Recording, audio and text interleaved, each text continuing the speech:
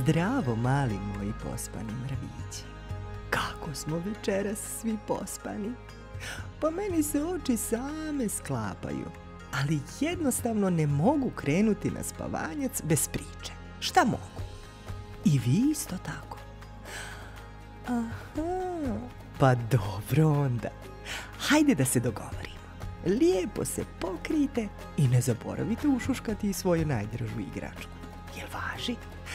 A ja ću vama pročitati jednu baš lijepu priču. Ok, krećemo. Kralj lavova. O, kako je bio predivan dan. Rodio se sin kralja Mufase. Toga jutra u Africi se sunce sve više uzdizalo na horizontu, a prve zrake obasjavale su predivan prizor. Mnoštvo životinja ponositom zemljom se uputilo svjedočiti rođenju malenog lavića. Bile su tu antilope, slonovi, zatim gepardi, žirafe, pa čak i mravi. A nebom su letjeli predivni plamenci. Životinje su se okupile ispod stijene, a na njenom vrhu, stari i mudri vrač Rafiki, prišao je kraljici Sarabi i kralju Mufasi. Svoj prst je umočio u raspuknutu bundevu, te je na čelu malenog lavića napravio poseban znak. Uhvatio ga je i na samom vrhu stijene podigao visoko prema nebu. U taj čas mnoštvo poklika zaorilo se ravnicom. No, par minuta kasnije životinje su zašutjele i poklonile se novom kraljeviću, laviću Simbi. Ipak, jedan član porodice se nije pojavio na tom važnom događaju. Riječ je o lavu Skaru, Mufasinom bratu. Umjesto da pozdravi novog budućeg kraljevića, Skar je jutro proveo u igri s mišem. Tada se pored njega stvorio Zazu. Zazu je bila predivna ptica, te kraljev savjetnik. Kada je ugledao Zazu, miš je brzo pobjegao, na što se Skar jako naljutio, optužujući Zazu da je on kriv za sve. Zazu se ljutio na njega jer nije prisustvovao događaju, ali Skar ga uopšte nije slušao. U jednom času pala mu je na pamet zamisao da bi i Zazu mogao biti savršen obrok. Upravo u tom trenutku kada je Skar odlučio pojesti Zazua, pojavio se kralj Mufasa. Naredio je Skaru da pusti pticu, te mu prigovorio zašto se nije pojavio na predstavljanju njegovog sina i budućeg kraljevića. Skar se pravio da je zaboravio da se taj događaj treba održati tog jutra. Nakon toga se udaljio zajedljivo komentarišući kako će idućeg puta biti ljubazniji. Vrijeme je prolazilo i Simba je stasao u predivno mladunče. Jednog jutra prije izlaska sunca, Mufasa je odlučio Simbu odvesti na vrh stijene ponosa. Jednoga dana sve ovo što vidiš bit će tvoje. Mojem kraljevanju doći će kraj, a ti ćeš postati novi kralj, izgovorio je Mufasa. Maleni lavić nije krio iznenađenje. Nije mogao vjerovati da će to sve jednoga dana biti njegovo. No pitao se kakve se ono tamne stijene naziru daleko u daljini. Na to mu je Mufasa oštro odgovorio. Tamo nikada ne smiješ ići, jer taj prostor je izvan naših granica. Dobro me slušaj, nikada. Kada su silazili sa stijene, Mufasa je odlučio Simbu naučiti o velikom krugu života. Rekao mu je da će kao budući kralj morati poštivati sva bića, jer se oni svi nalaze u istom životnom krugu. I dok je Mufasa podučavao Simbu o životu, odjednom se pored njih stvorio Zazu. Imao je važnu obavijest za kralja. Ponosita zemlja bila je u opasnosti od hijena. Mufasa nije čekao ni trenutka, već se odmah uputio prema stijenama u daljini. Zazu je dobio naređenje da malenog Simbu odvede na sigurno mjesto. Simba je bio tužan jer se nije mogao pridružiti svome ocu. Vratio se kući te je na stijeni sreo strica Skara. Ispričao mu je sve što mu je toga dana otac pokazao. Je li ti otac ispričao o zemlji koja se nalazi izvan granica? Upitao je podrugljivo Skar. Na to mu Simba odgovori kako mu je otac zabranio ići na taj stjenoviti dio. Skar je iskoristio priliku i mudro objasnio malenom laviću kako je to opasno mjesto, rezervisano samo za najhrabrije lavove, a na tom mjestu se nalazi i groblje slonova. Simbu je ovo mjesto još više zainteresovalo, te je odlučio svima dokazati koliko je on zapravo hrabar. Nije znao da ga je Skar namamio na taj dio, kako bi ga se riješio. Iako mu je otac zabranio, Simba je odlučio vidjeti kako izgleda to opasno mjesto. Otišao je po svoju najbolju prijateljicu, Nalu, a njenoj majci je objasnio kako će je odvesti do lijepog vodopada. Nalina majka im je dozvolila da idu samo u pratnji Zazua. Kada su krenuli, Simba je potiho sve objasnio Nali, ali morali su se riješiti Zazua. Zazu ih je gledao kako šapuću, te ih je počeo zadirkivati da su zaljubljeni. Simba mu je ponosno odgovorio da je Nala samo njegova prijateljica, a i onako će jednoga dana raditi šta god poželi jer će biti kralj. Zazu je zaključio da to baš i nije lijepo ponašanje za budućeg kralja, a u taj čas dva malena lavića zaletjela su se u stado zebri, sakrili se među njih i zbrisali Zazu. Stigli su na groblje slonova. Simba je ugledao slonovu lubanju te se smijao kako njegov glas odjekuje u njoj. Zazu ih je sustigao te ih je krešteći upozoravao da se s mjesta moraju vratiti. Tada iz slonove lubanje iskočiše 3 hijene: Banzai, Šenzi i Ed. Oblizivali su se i smijali, sretni što će uskoro uloviti dobar obrok. Jedna od njih brzo je uhvatila Zazua, ali Simba joj se odmah suprotstavio. Započela je velika borba. Lavići su se našli kod slonovih rebara, a hijene su ih stjerale u zamku. Činilo se kao da više nemaju gdje pobjeći. Ali tada se pojavio kralj Mufasa i svojim velikim šapama odbranio laviće. Kada su lavići bili sigurni, Mufasa je odlučno naredio Zazu da Nalu odvede kući, jer Simba i on moraju nešto riješiti. Tada se obratio Simbi. Razočarao si me. Ali samo sam htio biti hrabar kao ti, rekao mu je Simba. Tada mu je otac objasnio da se hrabrost ne ogleda pronalaženjem nevolja. Odlučio je malenog princa podučiti nečemu što je njega podučio njegov otac. Objasnio mu je da će put pronaći tako što pogleda u zvijezdano nebo. Na nebu se nalaze kraljevi prošlosti koji će ti uvijek pokazati pravi put. Te večeri Skar se našao s hijenama te je bio ljut jer nisu bili u stanju riješiti se mladunaca. Hijene su negodovale, govoreći da nisu mogle ništa jer se pojavio Mufasa. Na to se Skar zamislio te je počeo kovati novi plan kako bi se riješio Simbe ili Mufase. Sljedećeg dana Skar je odveo Simbu do strmine. Rekao mu je da pričeka oca na uskom prolazu.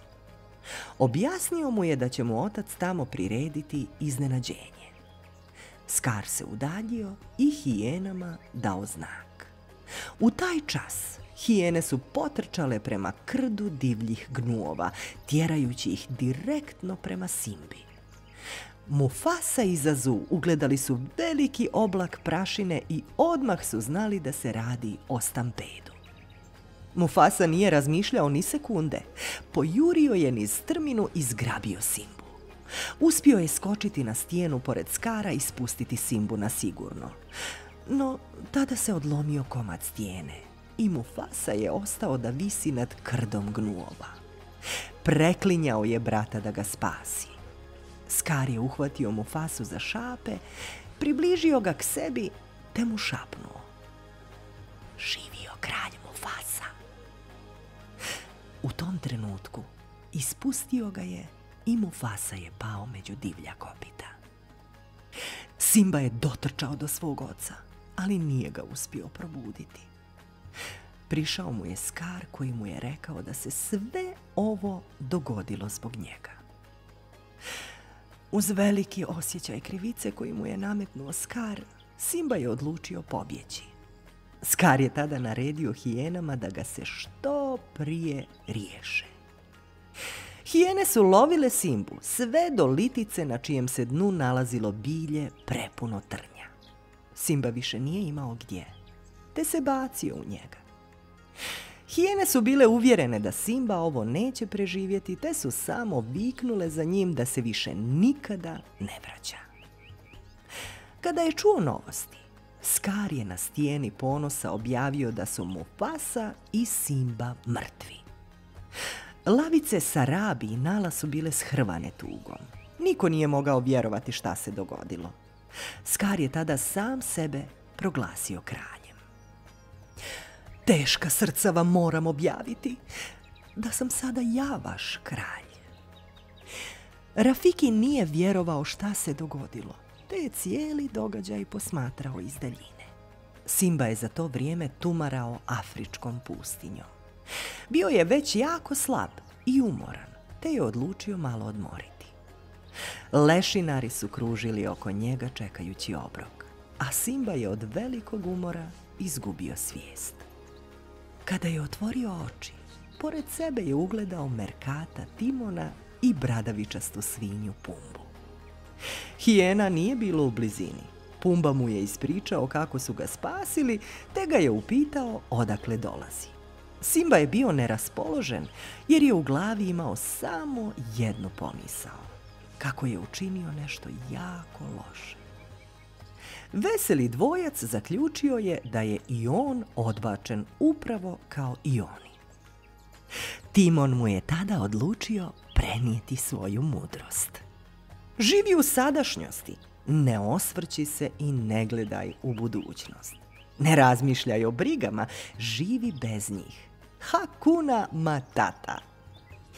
I Pumba se slagao sa svojim prijateljem, a Simba, ne znajući šta će, odluči poći sa svojim novim prijateljima. Ušli su u džunglu, a Simba se čudio kako njih dvojica jedu samo bube. I tako je Simba odrastao s Pumbom i Timonom. Jedne večeri kada je ugledao zvijezdano nebo, prisjetio se oca. Rekao je svojim novim prijateljima kako kraljevi s neba motre na njih. Na to su se Pumba i Timon počeli smijati, a Simba je zaćutao, prisjećajući se svoga dragog oca. Sljedećeg dana dok je šetao džunglom, Simba začu kako neko doziva u pomoć. Bili su to Pumba i Timon. Naime, Pumba se zaglavio ispod debla, a Timon ga nije uspio osloboditi.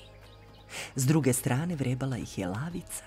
Simba se odmah bacio na lavicu kako bi spasio svoje prijatelje. Odbacio ju je u stranu, međutim, lavica ga je svladala. U tom trenu pogledi im se sretnu i prepoznaju se. Bila je to lavica Nala. I dok su se lavovi grlili jer su bili presretni što se vide nakon toliko vremena, Timonu nije bilo jasno šta se događa. Simba je tada upoznao svoje prijatelje s Nalom, a ona mu je ispričala šta se dogodilo od kada ga nema. Bila je sretna što će ipak Simba biti kralj, jer je Scar gotovo sve upropastio vladajući sa hijenama. Objasnila mu je da uskoro neće imati šta za jesti. Timon i Pumba su bili iznenađeni onim što čuju, a Simba nije bio spreman vratiti se kao kralj. Tu večer Simba je otišao do stijene i zagledao se u nebo. Razmišljao je naglas o tome kako se ne može vratiti i kako ne može biti kralj jer ne može promijeniti prošlost. U jednom trenu začuje kako neko tiho moli. Okrene se i ugleda starog pavijana. Iako ga prvo nije prepoznao, ubrzo je shvatio da je to Rafiki. Rafiki odvede Simbu do jezera. i naredi mu da pogleda svoj odraz u vodi. Simba, tvoj otac Mufasa živi u tebi. Tada Simba začuje glas koji ga doziva s neba. Simba, moraš se vratiti. Prihvati ulogu kralja, jer ti si moj sin. Lik je nestao, a Simba je zamišljeno gledao u daljinu. Sljedećeg dana Rafiki je objavio povratak kralja Simbe. Simba je hrabro koračao prema stijeni ponosa, no ona nije više izgledala kao nekada. Sada je tu bilo sve puno leševa, a zemlja je bila upropaštena. Zastao je na tren, ali vjetar mu je dao snagu. Pratili su ga Nala, Rafiki, Pumba i Timon. Kada su stigli, ugledali su Skara i hijene.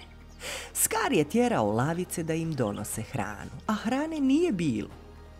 Lavica Skarabi mu se suprotstavila, a on ju je odgurnuo. Simba se popne na stijenu ponosa i gromoglasno rikne. Skar se okrene i zaprepašteno vikne. Mufasa! Nemoguće, ti si mrtav! Bježi od mene! No, lavica Skarabi je odmah prepoznala svoga sina Simbu. Kada je Skar shvatio da to nije Mufasa, već Simba, naredi hijenama da ga napadnu. Simba se ubrzo našao na rubu stijene. Visio je kao i rođeni otac mnogo godina prije. Skar se nadvije nad njega kako bi mu nešto rekao, te potjera hijene. Upravo ovako me je prije mnogo godina gledao i tvoj otac, prije nego sam ga ispustio i gurnuo u smrt. Simba tada skupi snagu i popne se nazad na stijenu. Bio je odlučan u namjeri da pobjedi Skara. Skar je pozvao hijene kako bi mu pomogle, a hrabre lavice krenu u napad da odbrane Simbu. Tada se začu munja koja zapali zemlju ponosa i suha trava poče gorjeti. Vjetar je još više rasplamsavao plamen, a dvojica lavova, Simba i Skar, odvojila su se od čopora. Simba je natjerao Skara do ruba stijene, a Skar je tada počeo moliti za milost. Govorio je da su za sve krive hijene. Simba mu je odlučio poštedjeti život uz uslov da se više nikada ne vraća. No, čim se Simba okrenuo, Skar ga je ponovo napao. Simba se okrene i svojom velikom i snažnom šapom gurne Skara s vrha litice. Kiša je počela polako padati. Simba je ponosno koračao do ruba stijene ponosa. Kada je stao na rub litice, oblaci su nestali, a pred njim se otvorilo nebo posuto zvijezdama. Simba je na radost svih ispustio glasan, ponosit urlik i pozdravio okupljene životinje. Ponosita zemlja je uskoro ponovo izgledala kao nekada. Životinje su bile presretne. Sve je procvjetalo, a hrane je ponovo bilo u izobilju. Nije prošlo puno vremena, a životinje su dočekali rođenje novog budućeg kralja, Simbinog sina. Okupile su se ispod stijene ponosa kako bi ga pozdravile. Simba je tada razmišljao o onome što mu je otac jednom davno rekao. Svaka vladavina ima svoj kraj, poput sunca. Mojem kraljevanju doći će kraj. A tebe, novog kralja, obasjaće nove zrake sunca. I Simba će, kako bi se održao krug života, ove mudre riječi jednog dana prenijeti svome sinu. Jednog dana, kada za to dođe pravo vrijeme.